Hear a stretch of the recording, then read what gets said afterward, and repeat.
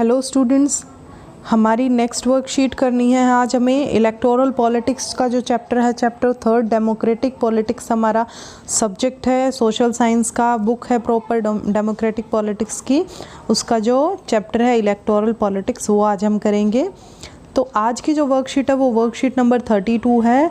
आज का जो टॉपिक है वो है आवर सिस्टम ऑफ इलेक्शन, मतलब भारत का जो सिस्टम है, इंडिया का जो सिस्टम है इलेक्शन का, वो हम डिस्कस करेंगे। तो लास्ट वाली वीडियो में भी मैंने कहा था कि हम अपनी क्लास और उसका सेक्शन ज़रूर डालेंगे, name of the student, name of the class teacher and subject teacher का नाम हम खुद से ऐड करेंगे, और आईडी, स्टूडेंट आईडी जो है आपकी, और आपका रोल नंबर, ये सारी डिटेल्स जो हैं वो हमें पक्का फिल करनी है ताकि हमारे लिए इजी हो जाए आपकी सारी वर्कशीट्स को संभाल के रख पाना। अब हमारी आज की वर्कशीट का टेक्स्ट देखते हैं। फर्स्ट क्या बोला गया है, जनरल इलेक्शन। जनरल इलेक्शंस कौन से होते हैं, मतलब जनरल का मीनिंग होता है साधारण चुनाव, ठीक है, आम चुनाव।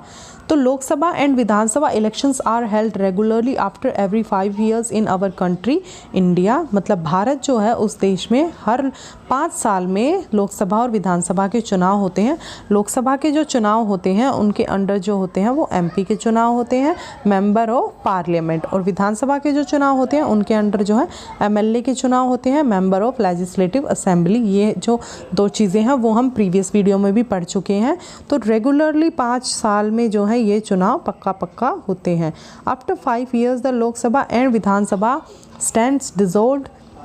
Elections are held in all constituencies at the same time, either on the same day or within a few days। मतलब लोकसभा और विधानसभा जो है 5 साल के बाद जो है डिसॉल्व हो जाती है, मतलब ख़त्म हो जाती है, भंग हो जाती है। उसके बाद क्या होता है, इलेक्शंस होते हैं, या तो वो एक ही दिन होंगे एक टाइम में, या फिर एक दिन होंगे, हो सकता है सुबह और शाम को हो जाए, या फिर कुछ दिनों में, अगर बहुत बड़ा एरिया है तो कुछ दिन भी लग सकते हैं। तो this is called a general election. मतलब जो 5 साल में होने वाले इलेक्शंस हैं वो कौन से होते हैं, हमारे जनरल इलेक्शंस होते हैं। अब सेकेंड देखते हैं बाई इलेक्शंस। बाई इलेक्शंस कौन से होते हैं, sometimes election is held only for one constituency to fill the vacancy caused by death or resignation of members। मतलब कि कभी कभी जो है सिर्फ एक ही क्षेत्र में 5 साल के बीच में भी कभी भी चुनाव हमें करवाना पड़ जाता है, क्योंकि या तो जो हमारा नेता है बाई चांस अगर उसको अनफॉर्चुनेटली उसकी डेथ हो जाती है, या फिर किसी भी रीज़न से, जनता की वजह से या अपने खुद की विश की वजह से अगर वो रेजिग्नेशन दे देता है तो उसकी सीट खाली हो गई। तो अब उस खाली सीट को अगले 2 साल 3 साल के लिए तो मतलब खाली नहीं छोड़ सकते ना। तो उस टाइम पे जो बीच में चुनाव होते हैं उनको कहा जाता है बाई इलेक्शंस या उपचुनाव। आगे देखते हैं इलेक्टोरल कॉन्स्टिट्यूएंसी। इलेक्टोरल कॉन्स्टिट्यूएंसीज़ क्या होती हैं, इलेक्टोरल कॉन्स्टिट्यूएंसी जो वर्ड है वो लास्ट वाली जो प्रीवियस जो हमारी वर्कशीट थी उसमें भी आया था कि एक जो एरिया है उसमें जो कैंडिडेट्स हैं 5, 7, 10 जिनको भी जो है वोटिंग में मतलब एज कैंडिडेट जो है पार्टिसिपेट करना है, वो सारे जो हैं उसमें अपना नामांकन देंगे, उन अपना जो है रजिस्ट्रेशन कराएंगे। तो उस एरिया के जो लोग होते हैं वो उन्हीं कैंडिडेट्स को वोट डालेंगे। तो एक एरिया बना दिया जाता है, एक जैसे हमारा मंगोलपुरी विधानसभा एरिया हो गया, रोहिणी विधानसभा एरिया हो गया, नांगलोई विधानसभा एरिया होगा। तो इस ऐसे एरियाज़ को क्या कहते हैं, इलेक्टोरल कॉन्स्टिट्यूएंसीज़। अब देखिए the country is divided into different areas for purpose of elections. मतलब हमारी जो कंट्री है उसको बहुत सारे एरियाज़ में डिवाइड कर दिया गया है, किस लिए, इलेक्शंस के लिए। These elections are called Lok Sabha constituency is called a member of parliament. मतलब लोकसभा का जो क्षेत्र होता है उसको कहते हैं मेंबर ऑफ पार्लियामेंट। और the elected representatives of the state assemblies are called the member of legislative assembly. जो हमारे एमएलएज़ का एरिया होता है, एमएलए जो होते हैं उनको कहते हैं मेंबर ऑफ लेजिस्लेटिव असेंबली। तो इस तरीके से एरियाज़ बांट दिए जाते हैं। अब आगे देखते हैं वार्ड्स क्या होते हैं, the panchayat and municipal is divided into elections constituencies. This is called wards. These constituencies are counted as seats। मतलब जो पंचायत और म्यूनिसिपल कमेटी होती है, म्यूनिसिपल जो होती है कमेटी, MCDs जो होते हैं हमारे, उनको भी डिफरेंट पार्ट्स में डिवाइड कर दिया जाता है। तो उनको हम जो है वार्ड कहते हैं, उनको जो है सीट भी कहा जाता है। जैसे एक एरिया से एक कैंडिडेट उठता है तो उसकी सीट हो गई ना वो, तो उसको जो है हम सीट भी कहते हैं। रिजर्व कॉन्स्टिट्यूएंसीज, नेक्स्ट है reserve constituencies. Certain weaker sections may not stand a good chance to get elected and to get win may not have the required resources, education and contacts to contest।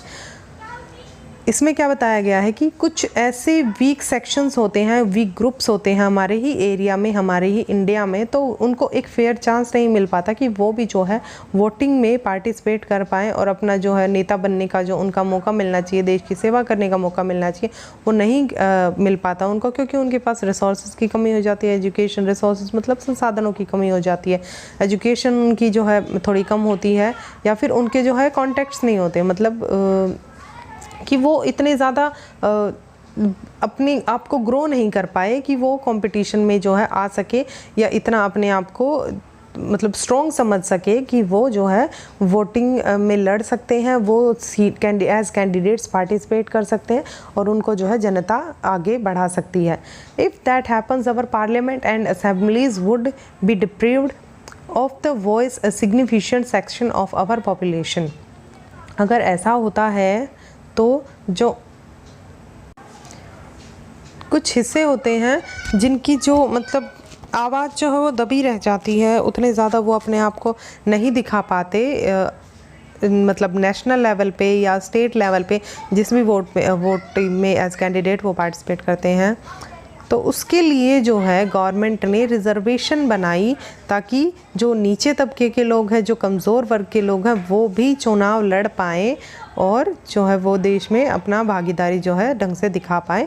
तो SC और एसटीज़ जो होती हैं उनके लिए seats reserve कर दी जाती है। सिर्फ एससी और एसटीज़ के लिए ही नहीं, कई बार हमने देखा है कि औरतों के लिए भी सीट रिजर्व कर दी जाती है, क्योंकि औरत जो नेता है वो हमारे देश में कंपैरेटिवली मेल के कम होती हैं। तो एक एरिया में जो है ये बोल दिया जाता है कि इस एरिया में औरतें ही जो हैं वो चुनाव में खड़ी होंगी और उन्हीं को वोट डाली जाएगी, और वो जो नेता बनकर सामने आएगी वो भी एक औरत ही होगी, ताकि औरतें भी बराबर आ सके मर्दों के। This is called reserved constituencies, मतलब ये वाले जो एरियाज़ होते हैं उनको रिजर्व्ड कॉन्स्टिट्यूएंसीज कहा जाता है, मतलब आरक्षित जो क्षेत्र हो गए वो होते हैं। नेक्स्ट देखते हैं वोटर लिस्ट। अब वोटर लिस्ट है, in our country all the citizens aged 18।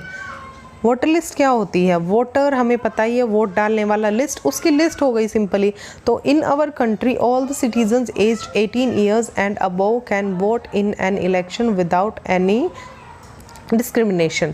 मतलब अगर हमारे देश में 18 प्लस जो कोई भी इंसान है वो है, तो उसको पूरा अधिकार है कि वो ना तो उसको जाति के आधार पर, ना उसको धर्म के आधार पर, किसी भी बेस पर उसको कोई भी नहीं रोक सकता, चाहे वो किसी भी धर्म का हो, जाति का हो, लिंग का हो, किसी भी तरीके का हो, उसको कोई भी नहीं रोक सकता वोट डालने से।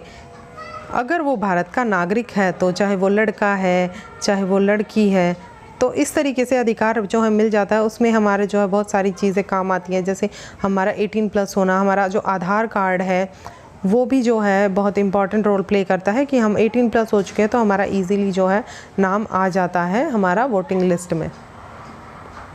तो इसी जो वोटिंग के जो पावर है हमारे पास, वोटिंग का जो राइट है, उसी को जो है हम अपना सार्वभौमिक वयस्क मताधिकार कहते हैं, मतलब इंग्लिश में जो है यूनिवर्सल एडल्ट फ्रेंचाइजी कहा जाता है, हिंदी में उसे हम सार्वभौमिक वयस्क मताधिकार कहते हैं। तो the voters are required to carry this card, मतलब जो वोटर कार्ड होता है वो ज़रूरी होना चाहिए, और any other declared proof of identity, जैसे हमारा आधार कार्ड हो गया। तो दोनों में से कोई एक चीज़ बहुत ज़रूरी है, when they go out to vote, जब वो वोट डालने के लिए कहीं पर जाते हैं, so that no one can vote for someone else, ताकि जो एक इंसान है, एक नागरिक है, वही अपना वोट डाल पाए, किसी और का वोट कोई और ना डाल पाए। Nomination of candidates, next topic है nomination of candidates.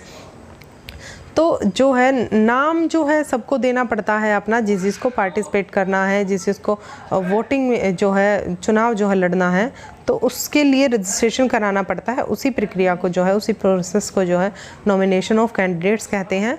Political parties nominate their candidates who get the party symbol and parties nomination is often called party ticket. मतलब जो है नामांकन देना पड़ता है, अपना नाम देना पड़ता है और उसी तरीके से जो है अपनी डिटेल्स फिल करनी पड़ती है, उसी को क्या कहते हैं, वोटिंग का नॉमिनेशन कहते हैं, कैंडिडेट्स का नॉमिनेशन कहते हैं, सॉरी। तो उसके लिए उसको सिंबल मिलता है, जैसे हमारी आम आदमी जो पार्टी है उनका जो सिंबल है वो है झाड़ू। हम सबको पता है आम आदमी पार्टी जो हमारे केजरीवाल जी हैं उनकी जो पार्टी है उनका झाड़ू है। बीजेपी का जो है वो कमल का निशान हो गया। उसके बाद जो है हमारी जो कांग्रेस है उसका हाथ का निशान है। ऐसे ही किसी का ऑटो रिक्शा भी देखा है मैंने। उसी तरीके से बहुजन समाज पार्टी जो है उसका हाथी का निशान है। तो इसी तरह से जो है डिफरेंट पार्टीज़ को एक सिंबल दे दिया जाता है ताकि वो जो है वोट आसानी से उनको डल सके, क्योंकि हर कोई हमारे देश में पढ़ा लिखा नहीं है।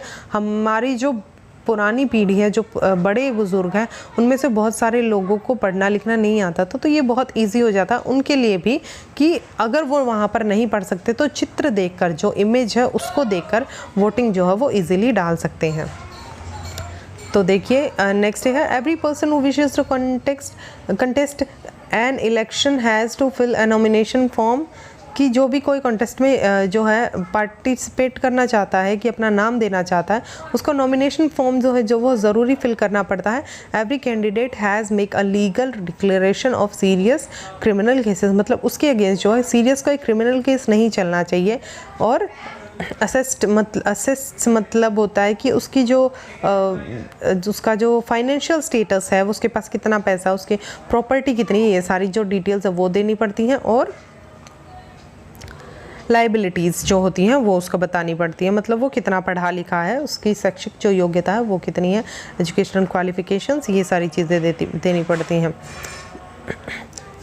Then the process of nomination of candidates is completed. मतलब तब जो है प्रोसेस ऑफ नॉमिनेशन जो होता है कैंडिडेट्स का वो कम्प्लीट हो जाता है। Polling and counting of votes.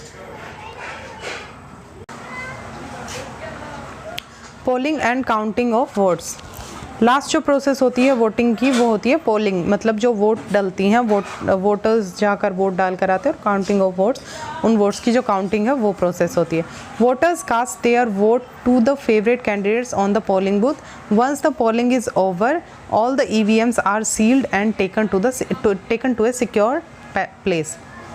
मतलब वोटिंग डलने के बाद जो है, जो भी हमारा फेवरेट कैंडिडेट होता है उसको वोट डालने के बाद जो है EVM मशीन्स को सील कर दिया जाता है और एक सिक्योर प्लेस पर, एक सेफ प्लेस पर भेज दिया जाता है।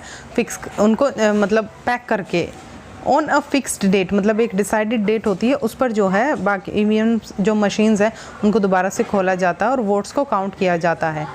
The agents of all candidates are present there to ensure that the counting is done properly. मतलब जो हर एक पार्टी का जो एजेंट होता है वो वहाँ पर ज़रूर होता है। Candidates who secure the highest number of votes from a constituency is declared elected. मतलब जो हाईएस्ट नंबर के जो वोट्स डलते हैं जिस भी कैंडिडेट को, वो जो है चुन लिया जाता है उस एरिया के लिए MP या MLA।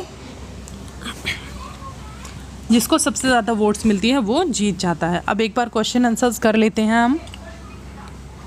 What is the difference between general election and by elections? General election और बाई इलेक्शंस हम पढ़ चुके हैं। जनरल इलेक्शन जो होते हैं हर 5 साल में होते हैं और बाई इलेक्शन जो है कभी भी 5 साल के बीच में भी हो सकते हैं। जनरल इलेक्शंस जो होते हैं वो MP और MLAs की सीट्स के लिए होते हैं और बाई इलेक्शन जो होते हैं वो मतलब रेगुलरली जो होते हैं वो वाली सीट्स के लिए होते हैं। बाई इलेक्शन जो होते हैं अगर किसी की डेथ हो जाती है, बाई चांस किसी भी MP या MLA की डेथ हो जाती है, वो किसी भी रीज़न की वजह से जो है अपना रेजिग्नेशन दे देता है, चाहे वो जनता की वजह से हो या फिर उसकी ही खुद की कोई प्रॉब्लम हो, तो उसके बाद जो वोटिंग होती है उस एरिया को खाली तो छोड़ नहीं सकते हम, तो उसके लिए जो वोटिंग होती है वो बाई इलेक्शंस में होती है। वट इज़ सेकेंड क्वेश्चन है, what is the difference between MP and MLA? MP जो होते हैं वो लोकसभा के सदस्य होते हैं, मतलब जो मेंबर ऑफ पार्लियामेंट हो गए। MLA जो होते हैं वो विधानसभा के सदस्य होते हैं, member of legislative assembly. What do you understand by voters list? Voters list मतलब वोटर की जो लिस्ट होती है वही होती है जिसमें सारे के सारे जो 18+ किसी भी देश के, हमारे देश के मतलब जो नागरिक होते हैं उनकी जो लिस्ट होती है जिसके बेस पर जो है उनको वोट डालने का अधिकार मिल जाता है, वही लिस्ट वोटर्स लिस्ट होती है। Mention the abilities of the candidates who fight the elections according to your opinion. मतलब कि ऐसी एबिलिटीज़ की बात की जाती है। हाँ, इसमें जो है वो डिपेंड करता है कि हमें किस तरीके से क्वेश्चन को अटेम्प्ट करना है। इसमें हम ये बताना अकॉर्डिंग टू मी ज़रूरी नहीं है कि गवर्नमेंट ने क्या डिसाइड कर रखा है कि कितनी एज होनी चाहिए, कितना क्या क्या क्राइटेरिया है। अकॉर्डिंग टू मी मुझे लगता है कि हमें जो है इसमें ये बताना है कि हमारा जो नेता है वो किस तरीके का इंसान होना चाहिए, कि वो जनता की प्रॉब्लम्स को सुनने वाला होना चाहिए, सोशल जो काम है वो और ज़्यादा अच्छे से करे, हॉस्पिटल्स अच्छे से बनवाए, ये सारी जो चीज़ें हैं वो करने वाला होना चाहिए। तो ये क्वेश्चन जो है आपको अपने लेवल पे करना है। ये आपकी जो थिंकिंग है किसी भी नेता को लेकर, आपका जो एमएलए है, आपका जो एमपी है, आपका जो भी रिप्रेजेंटेटिव है वो कैसा इंसान होना चाहिए, किस तरीके का वो नेता होना चाहिए, वो क्वेश्चन है ये। तो इस वाली जो वर्कशीट है उसका टेक्स्ट इतना ही था। नेक्स्ट वर्कशीट जो होगी वो भी इसी चैप्टर की है, तो अभी ये चैप्टर ख़त्म नहीं हुआ है, तो इसको अच्छे से देखो और समझो। अगर कोई प्रॉब्लम है तो ज़रूर बताओ मुझे। तब तक के लिए थैंक यू।